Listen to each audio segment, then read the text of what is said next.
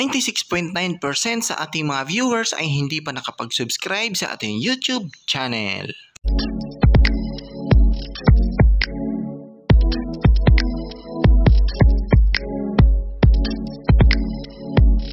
Disclaimer: this channel does not promote or encourage any illegal activities.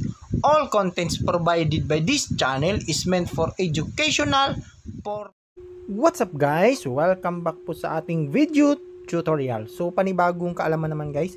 So ituturo ko sa inyo kung paano natin tanggalin yung unoriginal content or limited unoriginal content natin sa ating monetization sa tools. So dito sa ating in-stream ads, merong earnings restricted. So your ability to earn money is limited because hindi daw tayo naka-follow sa monetization rules and policies. So dito sa recent violations natin, nilagyan tayo ng unoriginal content. So naapektuhan yung Reels overlay ads natin. So hindi po magkaka-ads yung mga video natin sa Reels. So yung ibang video natin na normal na video may ads, pero sa Reels is tinanggalan. So dito, recent violations natin, unoriginal content. So itong video na ito guys, tuturuan ko kayo kung paano natin ito i-fix yung unoriginal content para bumalik yung ads natin sa Reels. So ituturo ko to sa inyo kasi na-experience ko to. So nakikita nyo naman sa ating video na personal account ko yung ginamit dito. So lahat ng personal account ngayon is pwede nang kumita. Ayun. So magtiyaga lang po kayo guys at huwag kayong sumuko. So ngayon pupunta tayo sa support inbox. Dito sa your alerts, wala tayong nakikita dito na meron tayong copyrights or mga reports na nakaka-copy tayo sa mga ibang video. So sa support inbox is wala. So huwag kayong kumpiyansa guys. Kasi dito, kahit dito sa account status natin, i-check natin. Sa account status natin is wala ring nakalagay. Ayan, so restriction history, wala ding nakalagay. Ayun, so kahit dito, wala ding nakalagay. So napapaisip ka kung ano nga ba yung nag-cause ng unoriginal content natin. Sariling video naman natin yun. So yun ang una nating tatandaan guys. Ayan, so dito, first step natin.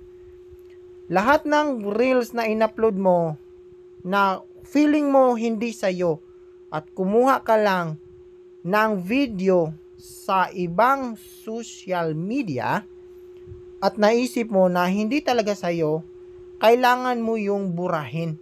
Kahit marami pa yung views, kahit umabot pa yan ng 1 million, 2 million, or billion of views, kahit umabot man yan guys, wag mong sayangin yan kasi nakagain ka na ng views dyan. So wag mong sayangin, i-delete mo lahat ng video reels or mga mukha or mga picture or mga memes na hindi sa'yo, i-remove mo yan lahat. Yun po ang first step natin. So ito, kumuha ako sa ibang social media, hindi dito sa Facebook, kundi sa ibang social media. Kinuha ko lang yan, and then inamin ko naman na hindi talaga to sa akin, kaya dinilit ko ito.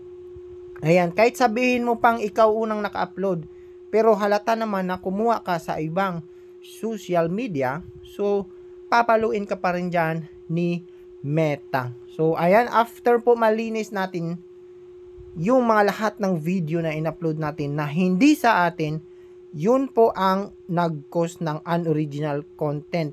Yun ang una. At ang pangalawa naman guys is yung mga music reels or mga sounds na nire-recommend ni Facebook tuwing nag-upload tayo sa reels at may mga music na nire-recommend ni Facebook na gamitin natin. Huwag kayong magkumpiyansa doon kasi isa din yun sa nag-cause ng unoriginal content natin. Kasi yung mga music na ginamit natin doon guys, is hindi po yan pwedeng gamitin kasi copyrights tayo doon. So kaya hinatulan tayo ng unoriginal content. So, tingnan natin dito guys. Ayan, so, earnings restricted. Meron pa rin tayong restriction sa ating ads on Reels. So, meron pa rin. So, delete na po natin lahat ng mga kahina-hinalang video nang hindi sa atin. Lalong-lalo na sa mga music sa Reels. So, tandaan nyo yan guys. Huwag kayong pakampante sa music sa Reels dahil pwede kayong ma-unoriginal content doon.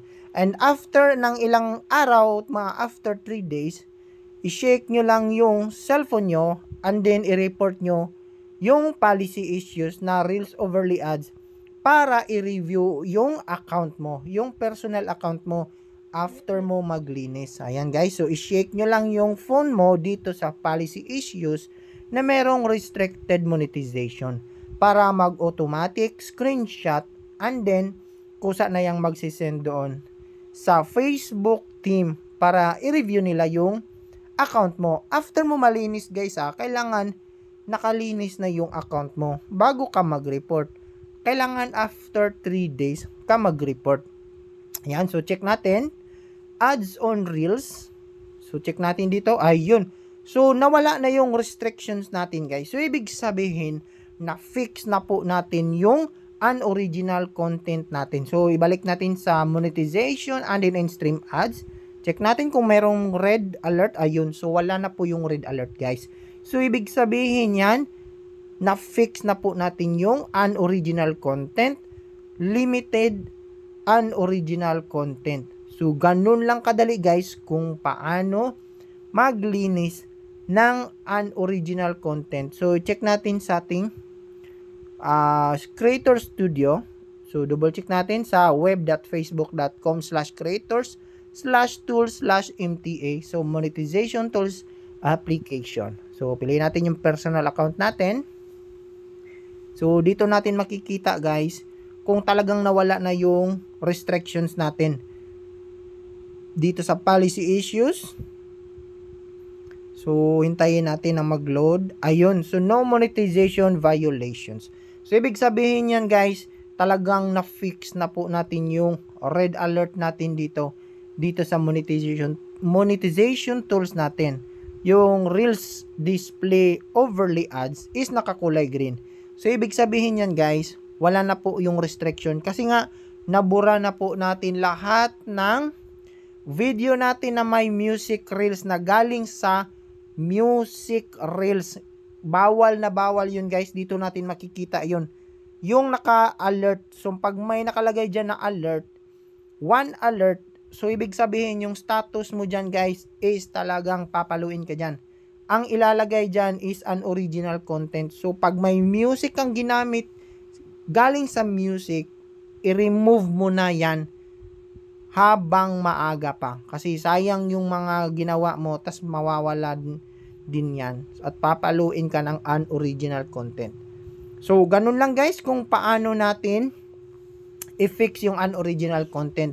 So, ang tanong ng karamihan, kapag binura natin yung kung saan tayo nakagain ng maraming video views or maraming views, mawawala ba yung engagement natin or yung mga views natin? So, ang tanong guys, in the last 28 days or in the last 60 days, hindi po mawala yung engagement natin kahit burado na yung video. So, yun ang pinakamaganda dito sa Facebook. Kasi kahit binura mo yung video na kung saan doon ka nakakuha ng maraming views at nakagain ka ng monetization,